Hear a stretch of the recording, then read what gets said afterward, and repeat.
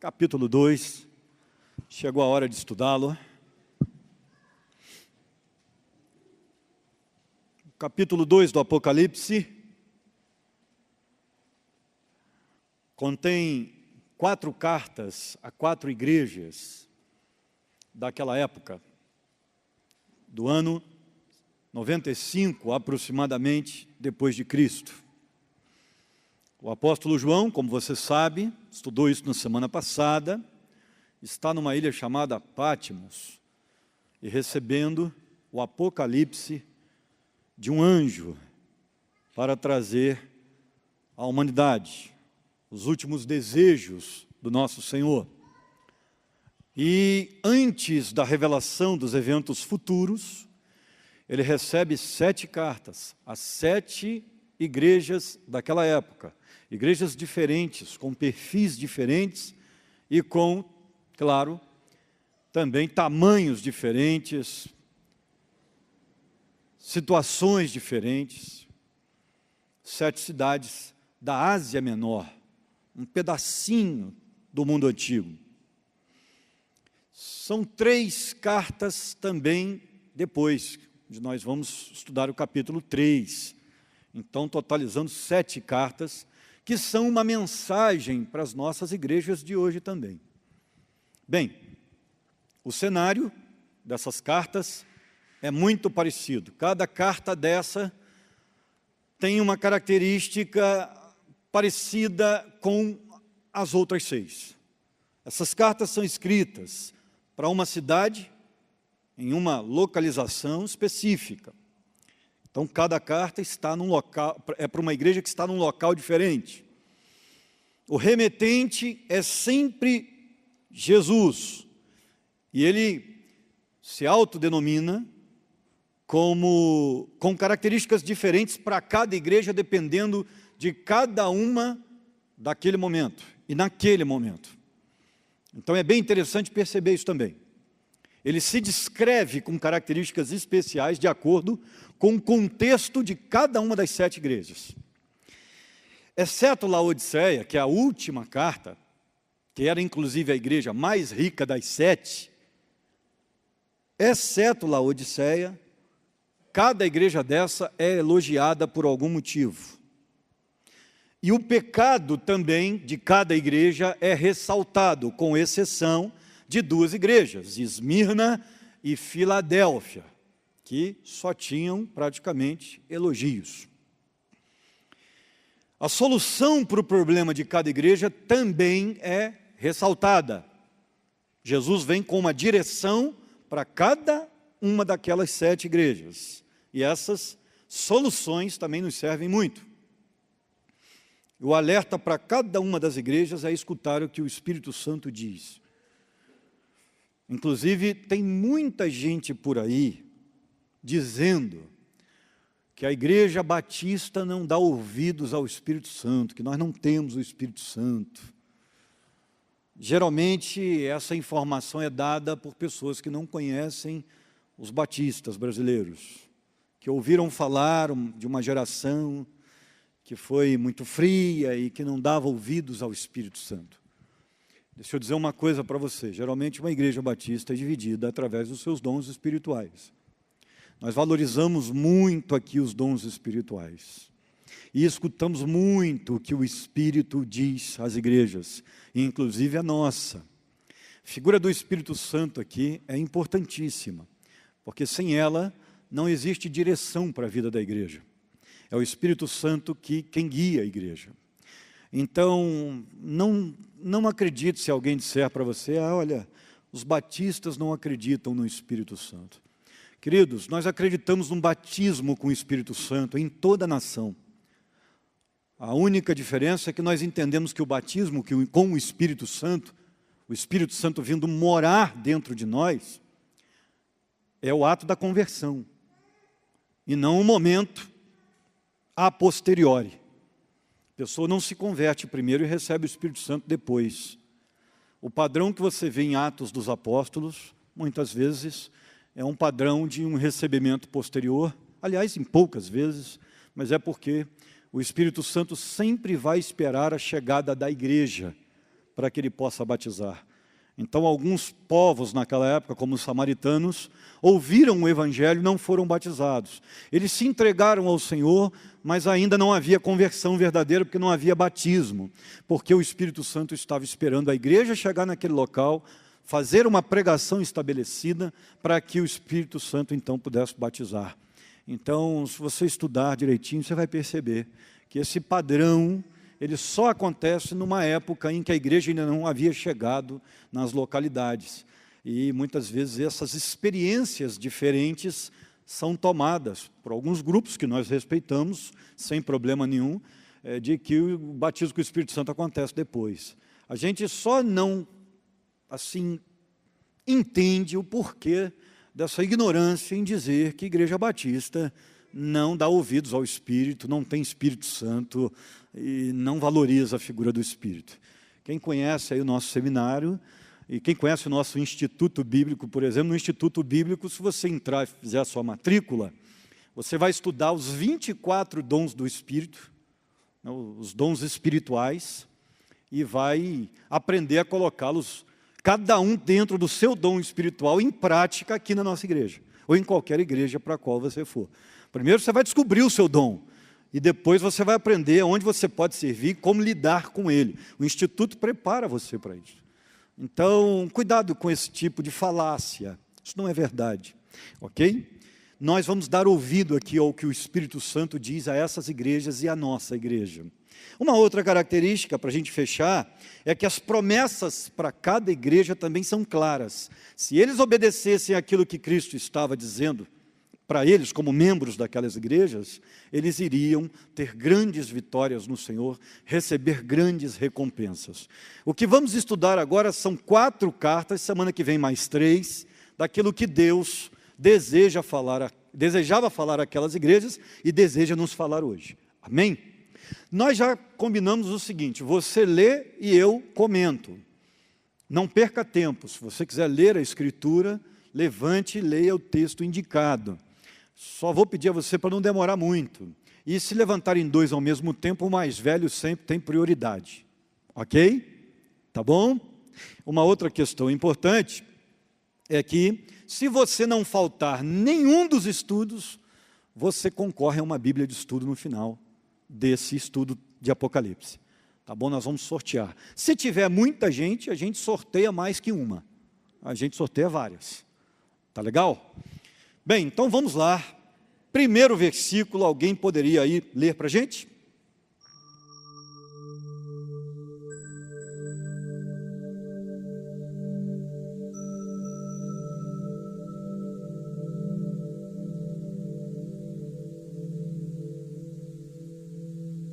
É importante, queridos, nós estudarmos essas cartas. Elas nos ajudam no exame quanto à nossa própria igreja. Em alguns momentos você vai perceber assim, parece que Jesus está falando lá para Esmirna, mas na verdade está falando para a gente. A gente tem a mesma dificuldade aí, ó. Preciso vigiar minha vida nesse negócio. Então elas são importantes para esse exame no que diz respeito à igreja, como igreja local. Mas elas também são importantes porque nós, particularmente, também somos igreja. No singular, você, pessoa, você é a igreja de Cristo. Cristo habita em você.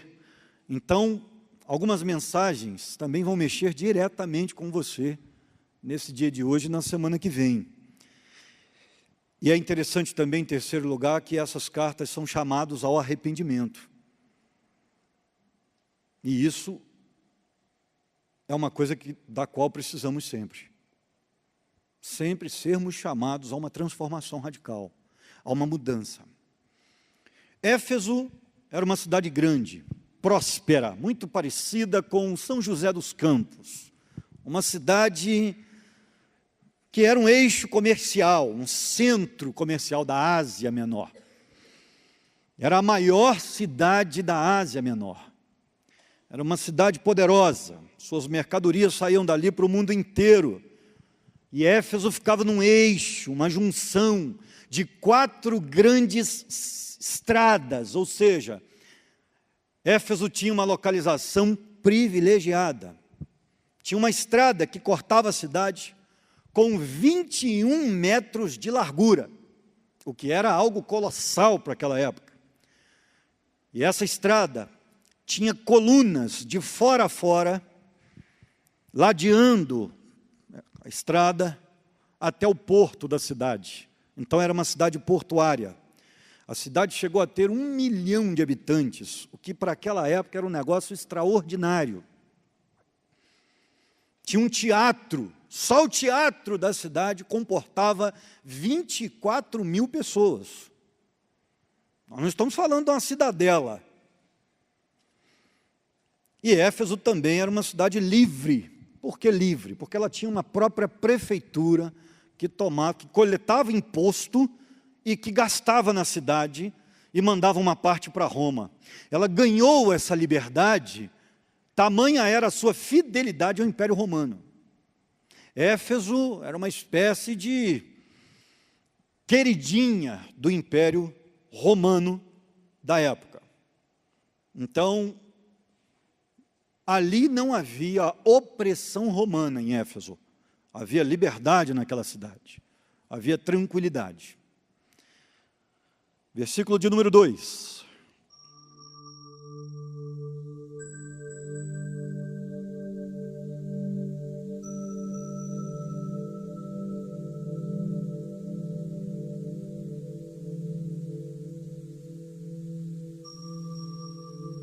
No versículo anterior, no versículo 1, vocês encontraram uma referência aí sobre os candelabros. Talvez você tenha vindo hoje pela primeira vez, ou está me ouvindo aí pelo YouTube, ou então vendo.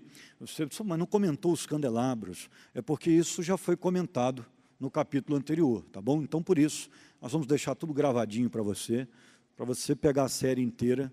Aquilo que nós já explicamos, a gente vai evitar explicar de novo, para a gente não cair aqui, né, na prolixidade.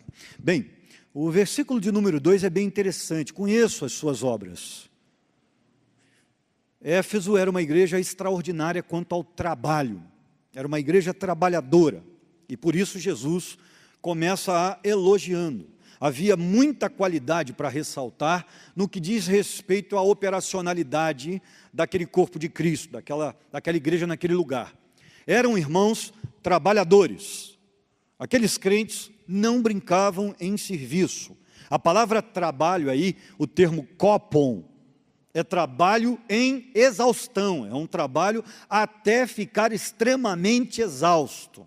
Quando alguém queria dizer para uma outra pessoa, olha, trabalhei até não aguentar mais, essa pessoa, se usasse o grego daquela época, usaria a palavra kopon, que é a palavra usada aí. O termo para perseverança, para nunca desistir, só para você ter uma ideia, ela era a palavra upomone, ou seja, daí é o mesmo radical, a indicação de que eles eram extremamente perseverantes. E outra coisa, o termo ainda indica que eles trabalhavam sob pressão, ele pode indicar isso, que não era fácil trabalhar naquela cidade, uma cidade extremamente fiel a Roma, talvez pudesse ser centro de grande perseguição para a igreja, embora isso não esteja claro no texto. Os efésios pressionavam, tentavam, os efésios, que eu digo, os moradores da cidade que não eram crentes, talvez tentassem pressionar a igreja, intimidar os cristãos, mas eles venciam e continuavam pregando, defendendo a verdade naquele lugar, com muita perseverança.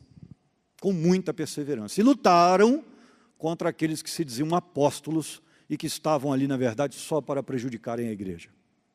Ok? Éfeso também era uma igreja que não tolerava os falsos mestres. Era um baluarte da verdade, como costuma chamá-la, um dos melhores comentaristas das 7 cartas do Apocalipse, chamado Steven Lawson, que escreveu as 7 cartas do Apocalipse, o livro. Vale a pena, se você quiser estudar essas 7 cartas de uma maneira mais abrangente, eu indico esse livro para vocês. De longe, é o melhor livro no que diz respeito ao estudo das 7 cartas. As 7 cartas do Apocalipse, de Steven Lawson. Bem, era uma igreja firme, disciplinadora quanto àqueles que praticavam a maldade dentro da igreja. Era uma igreja que não permitia que pessoas de dentro não vivessem como crentes, ela não permitia. Se ela percebesse pessoas pregando heresias, ela chegava e disciplinava rapidamente. Era uma igreja que não deixava nenhum tipo de erro ser ensinado. Não está parecendo uma igreja que você conhece? Um baluarte da palavra. Era Éfeso. Era a igreja de Éfeso. Éfeso bania aqueles que não viviam de acordo com a Bíblia e não ensinavam a Bíblia corretamente, sem pensar duas vezes. É engraçado que essa igreja de Éfeso tinha 40 anos já nessa época, porque ela foi fundada por Paulo, lá atrás. 40 anos antes, Atos nos conta a história, Atos capítulo 18, 19 a 21, Paulo pregando em Éfeso e estabelecendo a igreja. Então essa igreja foi, dá uma olhadinha, queridos, essa igreja foi fundada por Paulo, foi disciplinada por Áquila, companheiro de Priscila, um casal de missionários extraordinário, Atos 18, 26. Foram doutrinados por um pregador extraordinário do Novo Testamento, chamado Apolo, Atos 18, 24 a 25.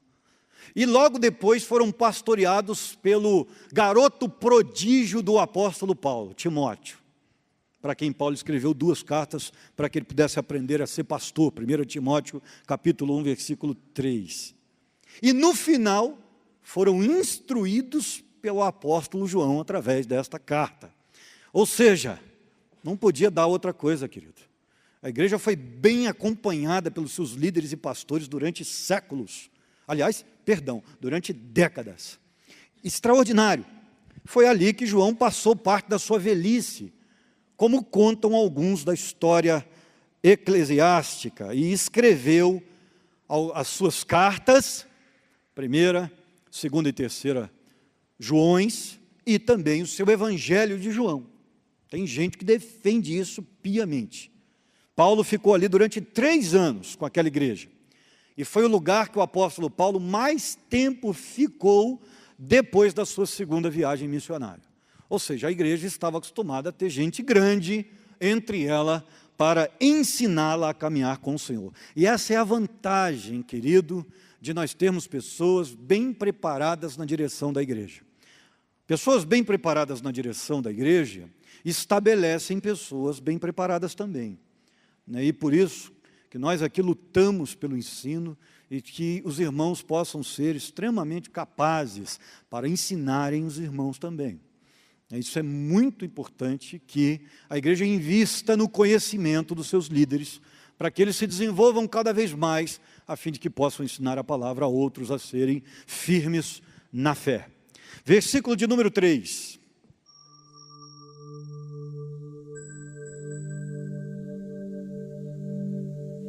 Éfeso era um centro idólatra, idolatrava o Império Romano, havia vários deuses adorados ali.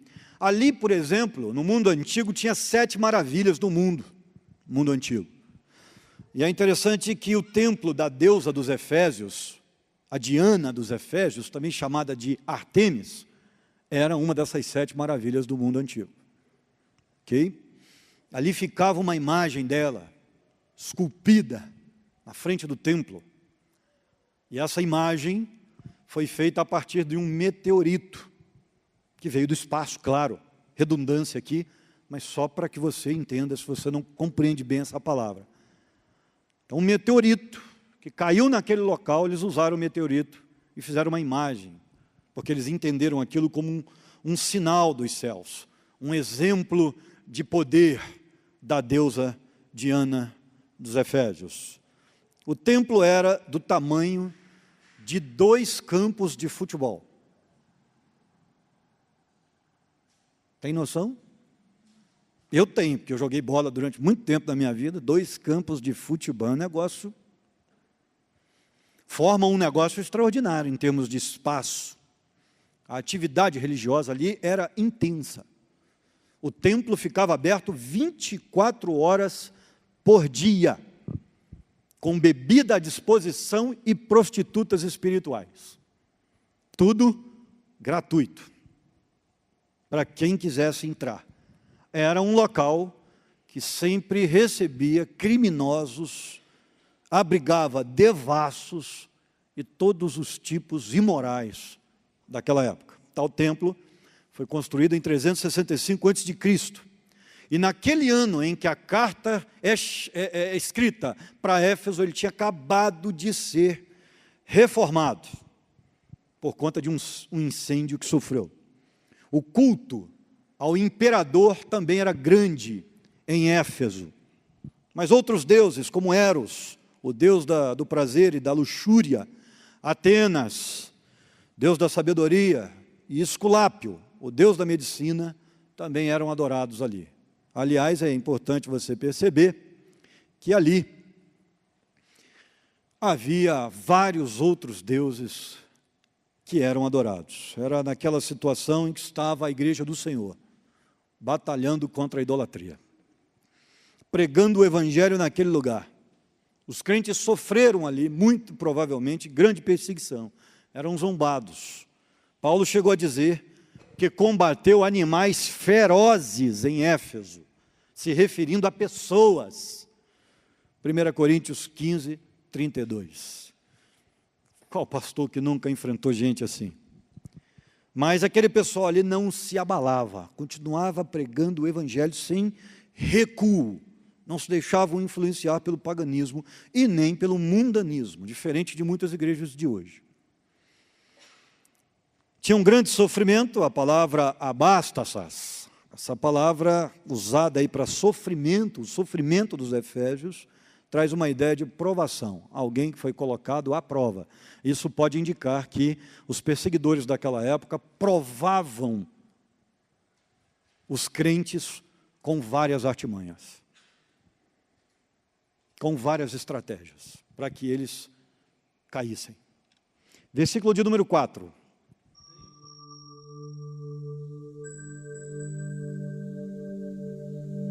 Deixaste ou abandonaste, essa palavra, afekas, no grego, indica partir de algum lugar e ir embora para outro lugar. Então nós temos aí uma ideia muito interessante. A mesma palavra é usada na Bíblia para divórcio, só para você ter uma ideia. A ideia aí é que eles se divorciaram do primeiro amor. O que é o primeiro amor? Eu sei que hoje nós temos vários novos convertidos da igreja aqui, até porque tenho feito discipulado com alguns de vocês. Olha, primeiro amor é aquele amor que você tem quando você se converte. Tudo é novo para você, você está disposto a fazer tudo, você está disposto a servir ao Senhor, em obedecê-lo. Se tem alguma coisa que você descobre que é pecado, você abandona.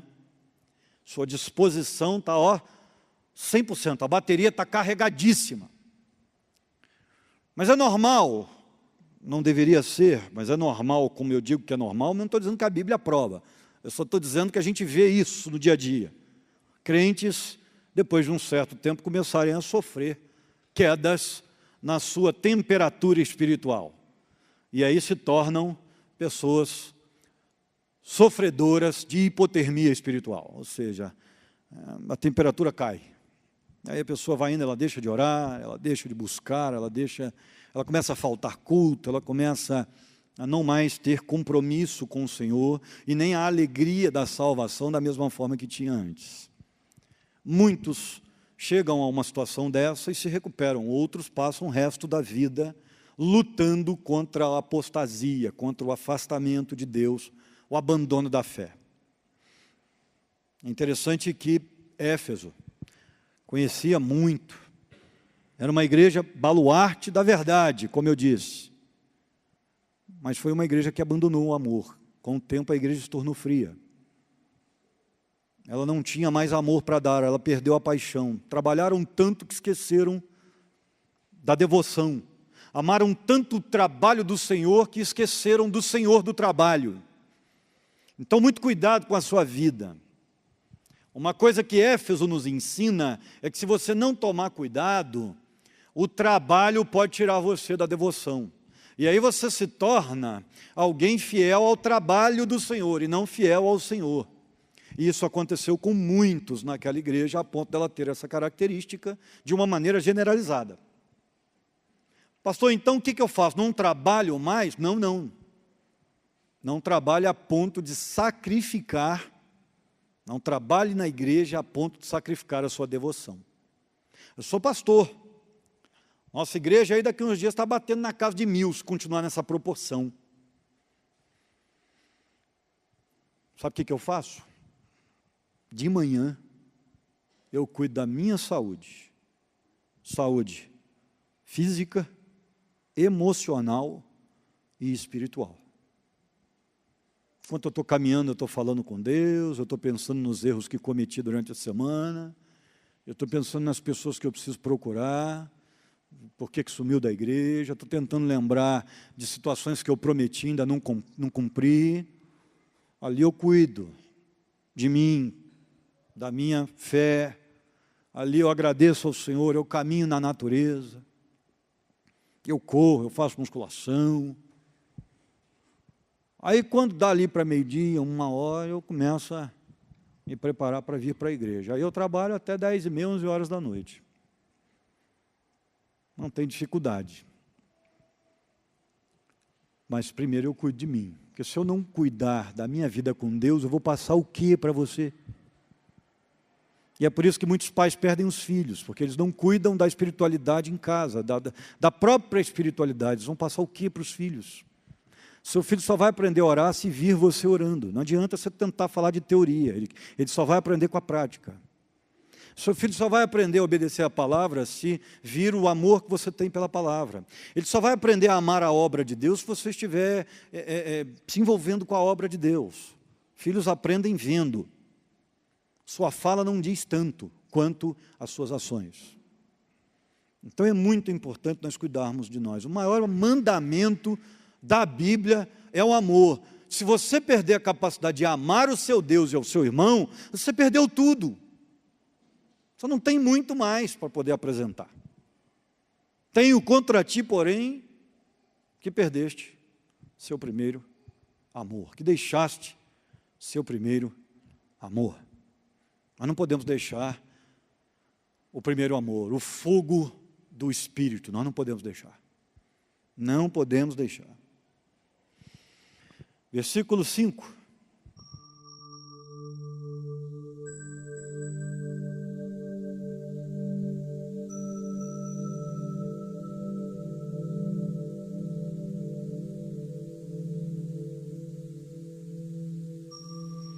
Arrependimento significa, na Bíblia, mudança de direção. Significa que você que estava andando numa direção, agora precisa andar em outra. Ou seja, isso indica mudança de atitude. Se você quiser ser diferente, não adianta fazer sempre as mesmas coisas, você vai continuar sempre o mesmo. Então, para ser diferente, você tem que mudar atitudes, tem que mudar a maneira de pensar e atitude.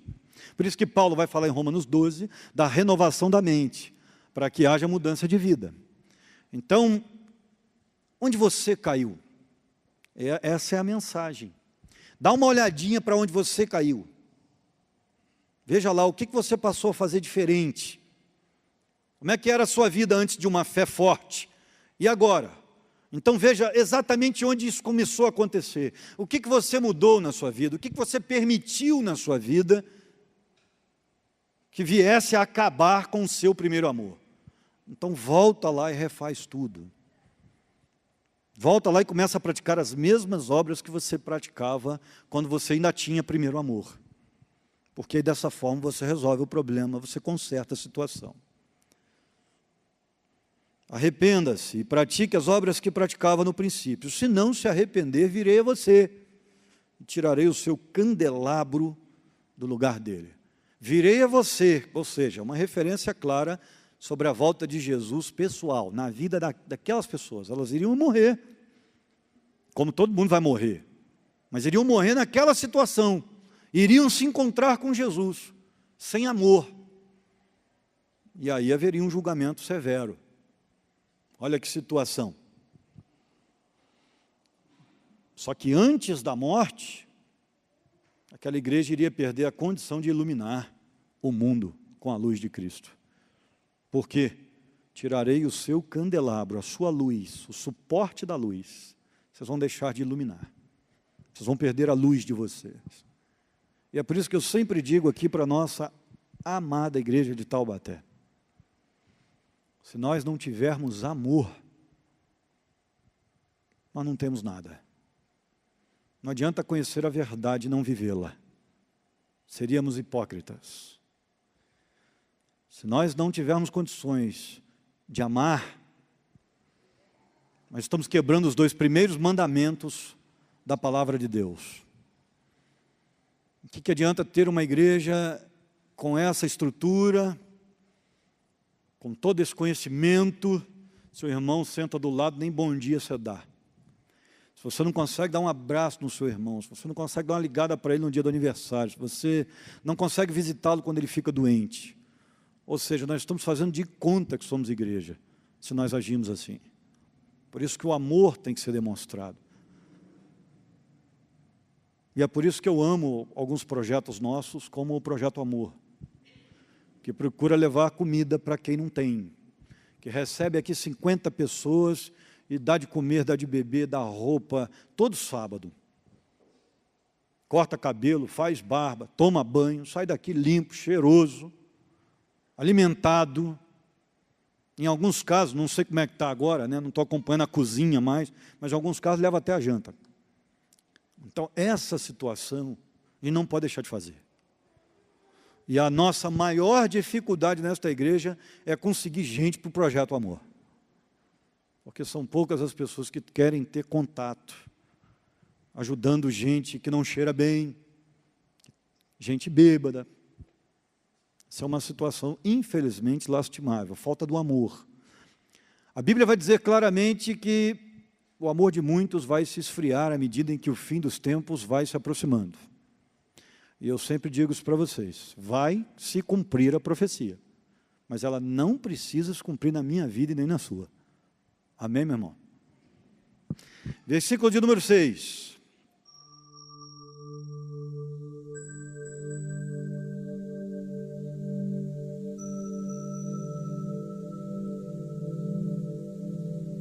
Quem eram os nicolaítas?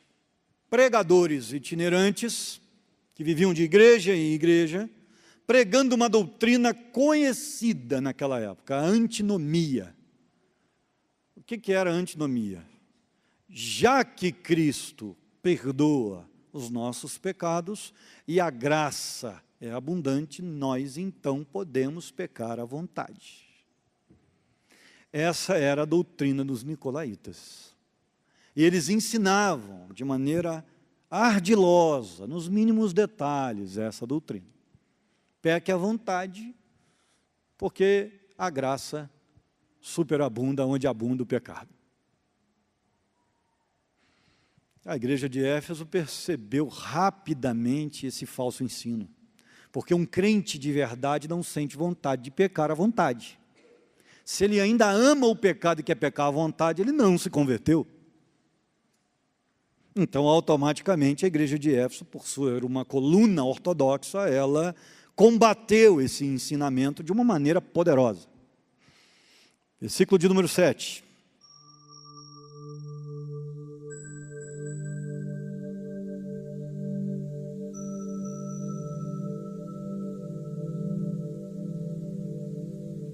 A referência à árvore da vida é uma referência à vida eterna.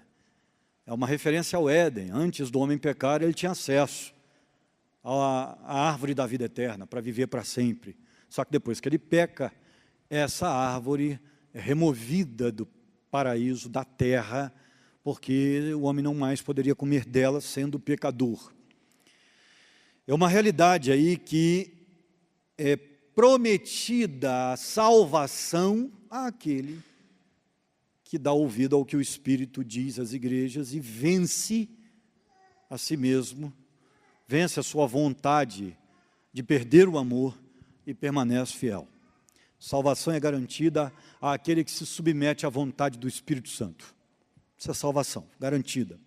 Ao vencedor, é uma clara referência ao cristão que não abandona a fé, mas que vence, ele chega até o final da corrida, uma referência muito provavelmente às Olimpíadas daquela época, que já indicavam grandes honras aos vencedores. Aliás, essa ideia das Olimpíadas São várias as figuras de linguagens importadas do mundo olímpico para a Bíblia, inclusive no Apocalipse. Paulo faz uso, até mesmo Jesus faz uso.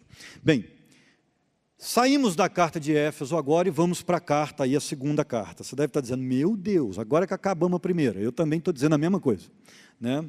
Mas vamos lá, vamos firme. Olha o versículo 8, começa a carta agora à igreja de Esmirna.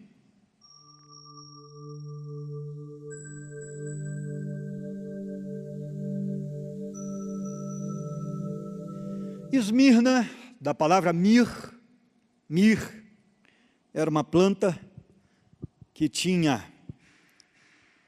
uma fragrância extraordinária, cheirosa, que dava um perfume. A casquinha do caule da planta era muitas vezes esmagado para dar um belo perfume. Daí vem o nome, provavelmente por conta da planta em grande quantidade naquela região, a cidade tomou o nome da planta, que inclusive era a cidade mais bonita da Ásia Menor. Era a cidade de Esmirna. Tinha um cenário natural, com flores, florestas, uma coisa deslumbrante. Olha, um porto grande, bonito, uma praia linda. Parecia um Arraial do Cabo, da época da Ásia Menor. O negócio era fantástico. Tinha uma montanha em forma de arco que ladeava a cidade. E essa montanha tinha algumas construções nela, edifícios públicos, templos pagãos, mas a coisa ficava bonita porque parecia uma coroa com aquelas construções. Então era um negócio lindo. Alexandre, o Grande, fez dela uma cidade modelo para a Grécia. Então era uma cidade muito bem construída. Ali havia muita cultura, filosofia, havia ali educação em alto escalão, ciência sendo estudada. Em termos de exportação, era a segunda cidade da Ásia Menor, perdendo apenas para Éfeso. Esmirna tinha fortes laços com Roma também, era uma cidade adorada pelos romanos. Os romanos adoravam passar férias ali, e era uma cidade fiel ao imperador, aos Césares, aos imperadores. Ganhava vários prêmios por sua fidelidade a Roma, por não abrir mão. E ali ela tinha monumentos construídos pelo Império Romano por conta da sua gratidão. Era um berço do paganismo e um berço da adoração ao imperador. Então a cidade adorava o imperador, tinha templo para ele. Então os Césares adoravam passar por ali, porque eles eram adorados como deuses naquele lugar. Mas também, claro, Cibele, Apolo, Asclépio, Afrodite, Zeus, todos eram deuses adorados em Esmirna. E ali, no meio daquela cidade lindíssima, tinha uma pequenina igreja de Cristo. Pequena, pregando o Evangelho. Era uma igreja pequena, que, como o nome já dizia, era esmagada ali pela perseguição, mas exalava o seu cheiro maravilhoso, o seu bom perfume de Cristo. Ok? Vamos conhecê-la um pouco mais. Versículo 9.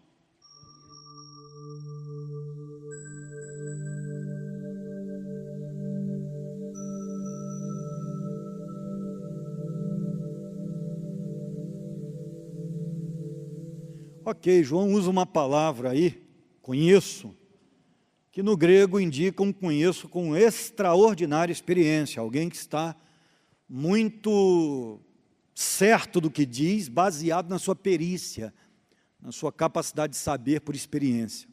Então Jesus está dizendo aí, eu conheço, sei exatamente o que vocês estão passando e o tamanho da sua pobreza. Era uma igreja pobre, era uma igreja pequena e não tinha recursos. A palavra aflições que aparece aí, que é o termo klipsin, é uma palavra que indica que eles estavam de fato sendo maltratados pelos romanos e pelos moradores de Esmirna. Estavam sendo esmagados ali, a ponto de sangrarem, porque é uma palavra muitas vezes usada para tortura que produz sangramento. Então olha o que essa igrejinha estava passando. E isso nos mostra uma coisa interessante, querido. Não importa o tamanho da igreja, o que importa é a sua fidelidade. Igreja pequena pode agradar a Deus da mesma forma que uma grande e vice-versa. Não é porque é pequena que você vai achar assim, não são fiéis, Deus não abençoa. Esquece esse negócio. Das 7 cartas aí do Apocalipse, pelo menos 3 eram pequenas. Ok? Muito pequenas. A sinagoga naquela época era uma espécie de EBD dos judeus. Era uma sala ou um cenáculo preparado para ser sala de aula. Então, qualquer um que pudesse ali, que pudesse ir até ali, iria aprender os ensinamentos da Torá, da doutrina dos judeus. Essa sinagoga de Satanás, daqueles que dizem judeus e não são, se dizem judeus e não são, era um local onde o judaísmo era usado pelo diabo para confrontar a igreja de Cristo que ali estava. Isso significa que os judeus perseguiam aqueles cristãos. E logo, a ideia aí é de que a igreja deveria continuar pregando mesmo com a oposição daqueles que se diziam judeus e não eram. Ok? A vida deles ficou muito difícil em Esmirna, daqueles crentes, depois que Domiciano assume o Império Romano, porque ele passou a perseguir os cristãos com mãos de ferro. A palavra pobreza para a igreja aí é um termo grego que indica pobreza a ponto de mendicância. Ou seja, eles estavam perdendo suas posses para o governo, ou então estavam sendo extremamente deixados de lado na vida comercial. Esmirna era uma cidade rica, tá? Mas os crentes estavam passando fome. Por quê? Porque os crentes estavam sendo demitidos, muito provavelmente, porque eram crentes. E se eles abrissem as casas para venderem alguma coisa, ninguém comprava, porque eram crentes. Havia uma perseguição econômica ali, aos crentes da cidade. Dizem que um cristão chamado Nicodemos, naquela época, era gerente de uma fábrica, e ele foi demitido depois de abraçar a fé. A história da igreja diz que as suas filhas, depois da sua demissão, foram vistas no lixo, pegando comida. Só para você ter uma ideia do que a história conta sobre essa situação. Versículo de número 10. Olha a promessa de Deus para Esmirna.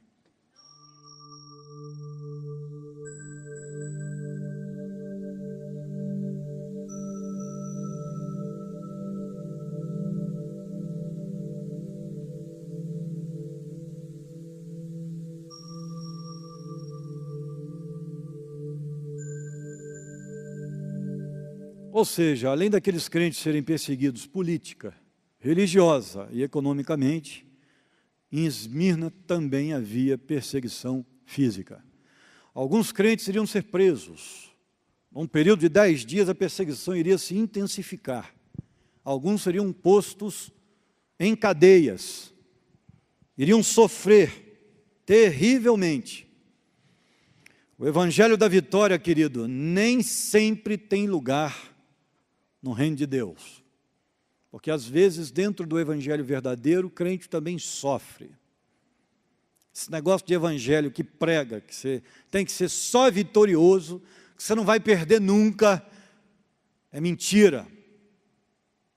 Porque o evangelho da verdade indica um Cristo sôfrego e crentes fiéis padecendo. Isso faz parte. O crente verdadeiro é uma pessoa que se abnega e que muitas vezes é obrigado a viver com menos prazeres para ter seu supremo prazer em Cristo. A igreja, por permanecer fiel, iria ter gente sendo presa. Essa teologia da prosperidade não tem lugar no Evangelho de Cristo. Uma teologia que você não pode nem ficar doente, porque senão você está em pecado. Ser preso, então, chegar à beira da morte, na cadeia, o que é, então? E lembrando que nós não estamos falando aqui, querido, das prisões brasileiras, não, que tem comida. tem água, tem luz. E que até uns dias atrás, tinha até carregador e celular. Não estou falando dessa prisão, não. Onde o preso escolhe o que ele vai comer. Que faz greve de fome. Não. O Império Romano não dava comida para preso. Se a família não levasse, se os amigos não levassem, ele morria de fome dentro da cadeia. Tinha comida. Não tinha condições sanitárias para ele viver. Ele tinha que se virar com os dejetos deles dentro da cadeia. Olha isso. Aquilo ali, muitos morriam de fome naquilo ali. Muitos morriam com doenças, com pestilências. E outros acabavam no Coliseu. Sabe o que é o Coliseu, né? O Coliseu era um estádio onde no meio havia um espaço com areia, com terra, de diversão para os romanos, em Roma. E aí, por que eu falo dos romanos em Roma, né? Porque hoje não é mais simplesmente uma cidade. Nós temos um país, então precisa não fazer confusão. Naquela época, era a capital do império. Então, muitos presos eram lançados no Coliseu, depois eles soltavam os leões. E aquilo servia de espetáculo para a plateia, que torcia sempre pelo leão. Quem já viu o filme Gladiador, sabe do que eu estou falando. Jesus diz, alguns vão colocá-los na prisão para prová-los. O texto é muito claro. Olha o tamanho da provação. Os romanos muitas vezes faziam isso para forçar o cara a desistir de Jesus. Muitos desistiam da fé, mas depois voltavam e encontravam uma igreja severa que muitas vezes não os recebia, por conta da sua apostasia. Então isso criava uma série de problemas. Mas seja fiel até a morte, indica que alguns poderiam morrer, mas que eles não deveriam desistir da fé em Cristo. Irmão, muitas vezes custa caro servir ao Senhor. Não se esqueça disso. Se você tem levado um evangelho fácil demais, comece a se perguntar se de fato é evangelho aquilo que você está vivendo, independente da sua denominação. Tem gente aqui dentro da nossa igreja que não leva evangelho a coisa nenhuma, que não vive evangelho coisa nenhuma, está aqui nesta terra a passeio. Tem um evangelho extraordinariamente confortável. Evangelho confortável não é evangelho. Porque não pode ser confortável nem para nós, interiormente, e nem para aquele que está ao nosso redor, no que diz respeito à nossa vida, o que depender da nossa vida, ou para aquilo que está ao nosso redor, porque evangelho também, muitas vezes a gente sofre na obra de Deus. Então eu quero até aproveitar que isso vai para um canal de YouTube, muito importante que você que é pastor, você não desista da fé por conta dessas dificuldades que você enfrenta na sua igreja. Porque ser pastor nos dias de hoje é um grande desafio. Mas não abandone por conta dos sofrimentos. Seja fiel até a morte, se for o caso, mas não abandone, porque Ele não nos deixou antes de enfrentar a cruz. Não se esqueça disso. Muitas vezes vai custar caro servir ao Senhor. Versículo de número 11, para a gente terminar essa etapa.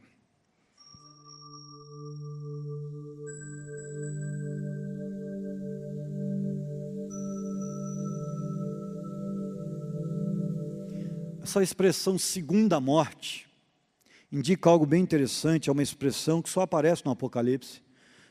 Apocalipse 2, capítulo 2, versículo 11, capítulo 20, versículo 6, capítulo 20, versículo 14 e capítulo 21, versículo 8. São 4 vezes. E ela indica a segunda separação de Deus. Nesta vida, você tem a primeira separação. A primeira morte, que é a física. Aliás, é uma separação entre corpo, sua parte material, e a sua parte espiritual, seu espírito. Então, se separam depois da sua morte física. Então, essa é a primeira morte. E você, quando não convertido, morre nesse estado, você tem a segunda separação, que é, na eternidade, você viver separado de Deus no inferno. Então, a Bíblia está dizendo o seguinte: quem permanecer fiel aí não verá a segunda morte. Ou seja, mostrou que tem fé, e por isso, pela fé e pelo sangue de Cristo derramado sobre ele, ele será salvo. Ele não verá uma segunda morte. É bem interessante isso. A segunda morte, então, é aquela que abate uma pessoa sem Cristo logo depois da primeira morte física. Está em foco aqui uma segunda separação. Ou nascemos 2 vezes para morrer apenas uma, ou nascemos apenas uma e vamos morrer 2. Você escolhe. Se você não nascer de novo, você vai morrer 2 vezes. Agora, se você nascer de novo, entregar o seu coração a Cristo, decidir reviver para Ele e fazer a vontade dEle, aí você nasce uma segunda vez para morrer uma vez só, a morte física. Essa escolha é sua. Que Deus nos abençoe e nos ajude. Vamos orar?